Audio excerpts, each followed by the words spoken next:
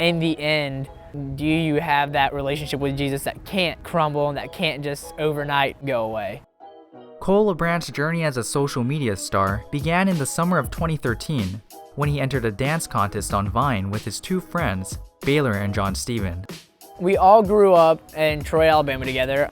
All grew up playing sports together, spending the night at each other's houses. I mean, just really best friends our entire lives. There's so many awesome memories with them. And one day, one summer, I was 16, Baylor was 16, John Steven's a year older than us, he's 17. And a few other friends, we were all spending the night at John Steven's house. We see a dance contest to the Don't Drop the Thumpin' Us song, and it's all girls entering the Vine contest, and we're like, oh, this is so dumb. Oh, how funny would it be if we entered it, guys? Don't drop that thumpin'. Hey, don't drop that thumpin'. Don't drop that thumpin'. Don't drop that thumpin'. You know, Vine, it was like a one-take thing, so we practiced the dance real quick.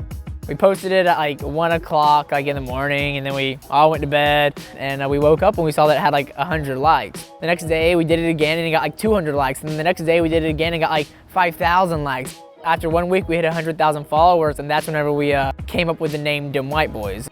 We did it as a complete joke. We really thought that it was gonna go nowhere, that it was just our 15 seconds of fame with a couple videos. We weren't trying to get social media famous. We honestly didn't even know that it was a possibility or that it was a thing.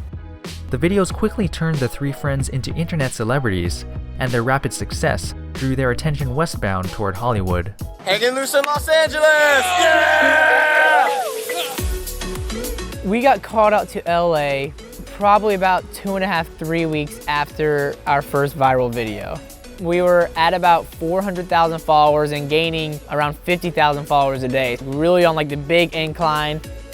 We booked the flights, came out, like my first time flying, just seeing how big LA was. It was exciting and overwhelming for a 16-year-old guy for all that to happen so fast. My focus, my heart, everything that I was in making the videos and getting as big on social media as a group as I could make us. So how cool is that experience meeting your fans one-on-one? You know you see the numbers of loops, but now to actually meet them in person. Oh yeah, it's always fun meeting him in person because it's, you know, whenever it first started, we never actually met anyone for like a month, but then as soon as we met people, we realized how real it was. So it's always exciting doing that. Cali fans are the best.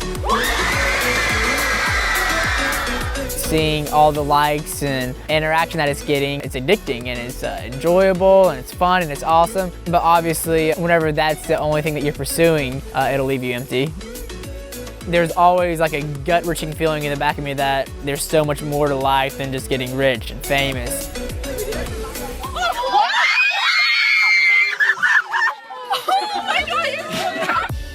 Although social media had become Cole's new passion, Baylor and John Steven slowly showed less interest in making videos.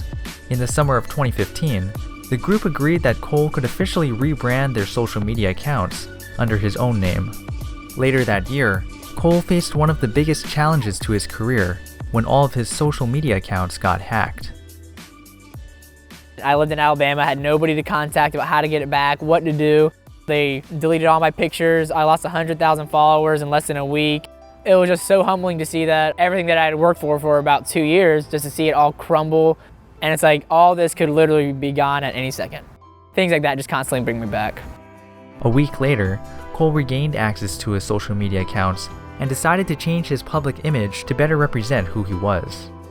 It was a hard transition because we didn't start out proclaiming the gospel and things like that. So making the transition from being a secular social media person to a Christian social media person, it was tough because people knew you for dancing or making funny videos or whatever it is, and now you're talking about Jesus and it's like, what are you doing? You know, you're not supposed to do that. I did want to live for God, but how do I make that transition from being, you know, the twerking Vine boy to loving Jesus? And it's like, that's like a little weird. Like, what are you doing? I just stayed persistent with it, and I just knew that if this is something that God gave me, and if it's something that he wants me to continue doing, then I'm going to do it for him, and then he will bless it. And he's definitely blessed it, and I think created an audience for me who appreciates that stuff rather than having the audience who doesn't appreciate that. On January 19th, 2017, Cole began a new chapter in his life when he proposed to his girlfriend, Savannah Sutis.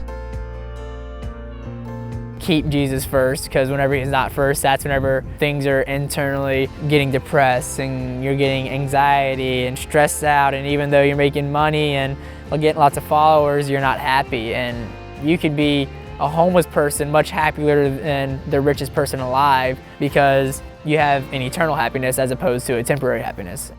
That's just always got to be a focus.